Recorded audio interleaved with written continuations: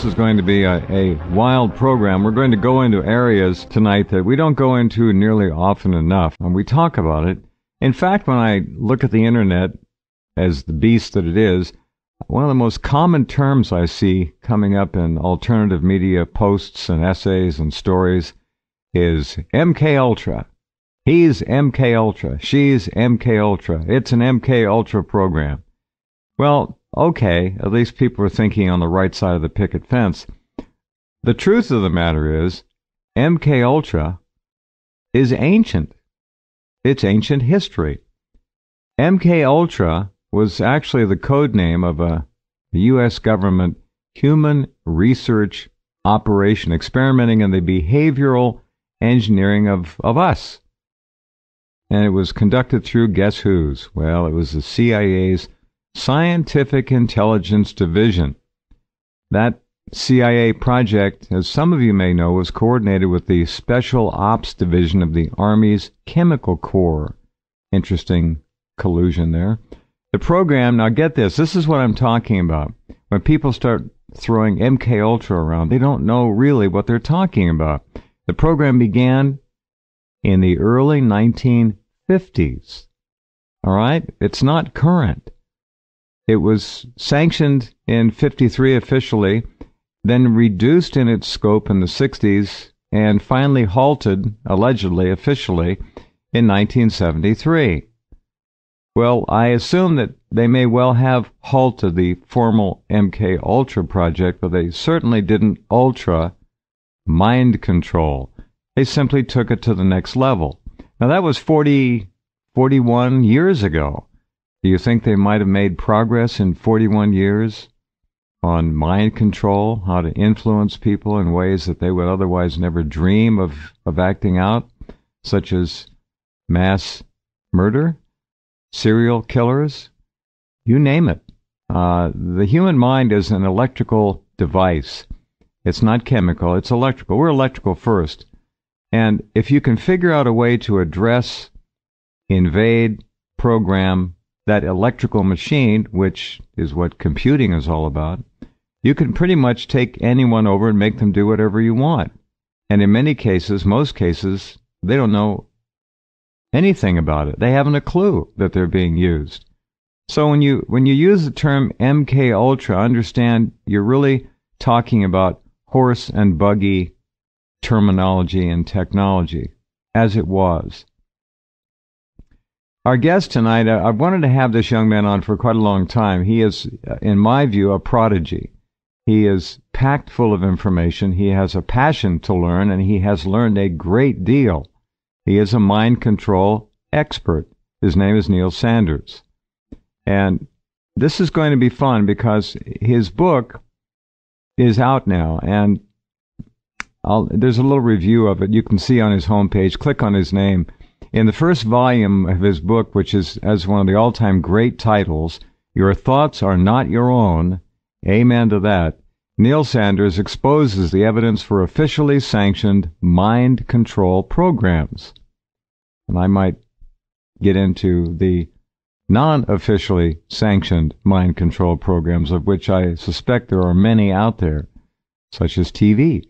Sanders has degrees in psychology, film, and media studies, and is a qualified hypnotherapist as well. He spent many years collecting and analyzing declassified documents, scientific papers, court transcripts, confessions from doctors, and testimony from victims and whistleblowers as well, and much more. Do visit his website. It is extraordinary, and he's up very early in the morning or in the middle of the night. Somewhere. It's dark there anyway, in the UK. Are you there, Neil, and can you hear me all right? I am. Hi, Jeff. How are you doing? You all right? I'm okay, thank you. Doing well. And glad to have you along. Thank you for... What time is it over there? It's about 3:15, so it's about 5 hours until I phone in work and lie and tell them that I'm ill.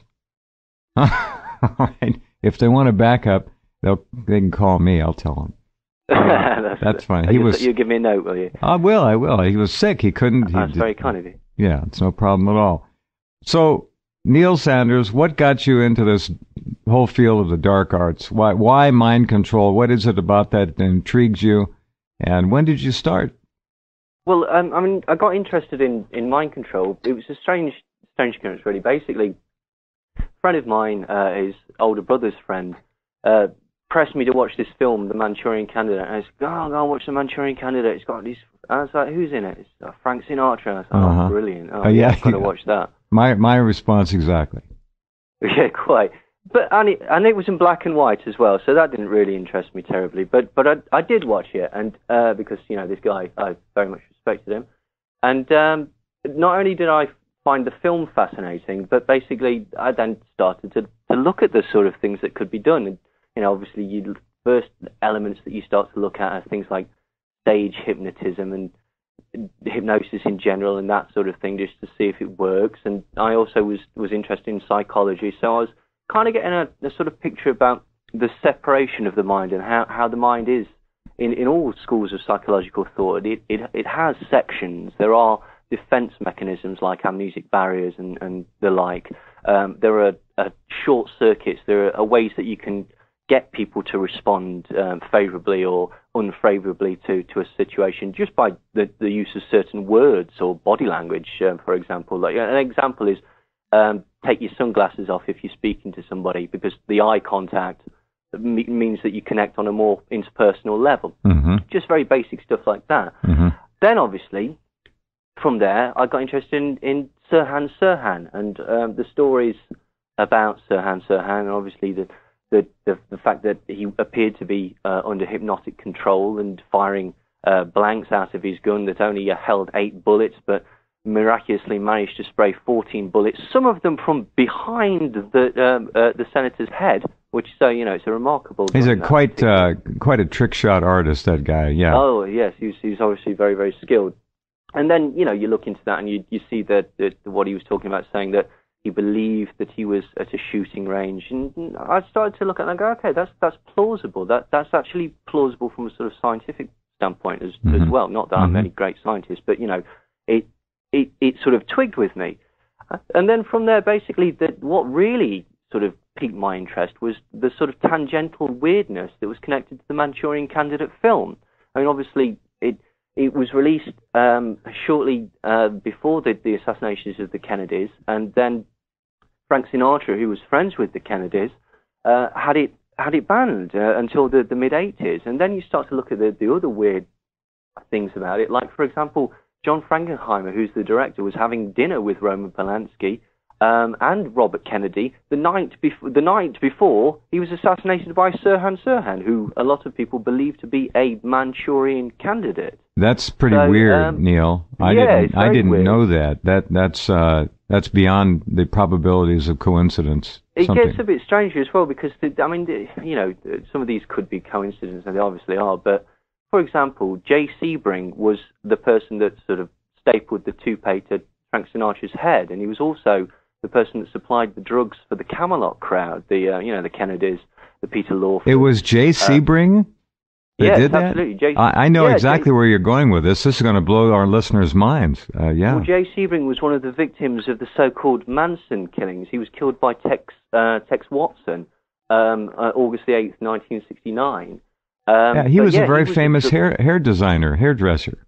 Yeah, he would have been V'd out as soon if it hadn't have been for the fact that he, died. He was actually, through Sebring International, he was marketing a range of hair products for men. Yep. This is, again, that comes into a sort of concept of mind control, because up until that point, it was considered a bit namby-pamby for men to be concerned with their appearance in any great way. And then he got very, very sort of macho people, or considered macho people like Steve McQueen and Frank Sinatra to publicly advocate him. And then obviously he became one of the victims of the Manson murders, or the so-called Manson murders. Mm-hmm. Bizarrely, Dee Dee Lansbury was living at the Chatsworth Ranch, the Spahn Ranch, for a short time, and travelling around with the Manson family. In her pocket, she had a signed note from Angela Lansbury giving her permission to be away from her parents. What? Yeah, this is Angela Lansbury. Yeah. Unbelievable. A permission slip for murder, she wrote, apparently. This is remarkable. Well, this is the point, Yeah, let me just say one thing. What Neil has just laid out here is the substance already that a major book could be written about.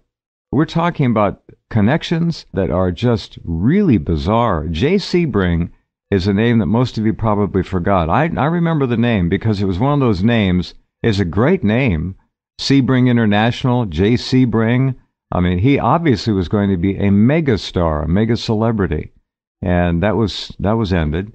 Angela Lansbury. Now, tell us a little bit more about Angela Lansbury and that connection. I'm very interested in that for a number of reasons. Well, I mean, basically, that was it, really. Her daughter wanted to go and hang out with this bunch of hippies that she met at the Chatsworth, the Spartan Ranch, which was an ex-movie ranch, where people like Ronald Reagan. Here's an interesting one as well. The gun that was used to kill Jay Sebring was stolen. Well, it was given to a guy called Randy Starr, who was a stunt man on a film, and it was given to him by a young cowboy, a young actor playing a cowboy who went by the name of Ronald Reagan. So the gun that was used to kill Jay Sebring was actually once in the possession of Ronald Reagan. How bizarre! How truly bizarre! All right, The Angela Lansbury thing was just simply that. But I mean, the other person that was famous that occasionally hung out with the Manson family was Dina Martin, which was Dean Martin's daughter. She was actually the person that introduced Nancy Pittman to the group. Nancy Pittman was also known as Brenda McCann, and she was considered one of the sort of more hardcore. The whole Manson thing's a bit of a misnomer anyway. But she was considered one of the sort of hardcore members of the Klan. So, these sort of brushes with celebrity happened. The strange thing was that the other strange connection to MK Ultra was that Roman Polanski, who was obviously the husband of Sharon Tate, who was killed in the Tate murders, obviously, he was in London at the time trying to get together a film called Day of the Dolphins. Now, Day of the Dolphins was based on the experiments of Dr. John Lilly, who was connected to MK Ultra's Subproject 62. And specifically what John Lilly was doing, I mean, John Lilly did a lot of things. He actually mapped the pleasure and pain centers of the brain. He was one of the first people to do this, and therefore proved that by electrical stimulation, you could manipulate people to do things by either making them feel intense pleasure or intense pain.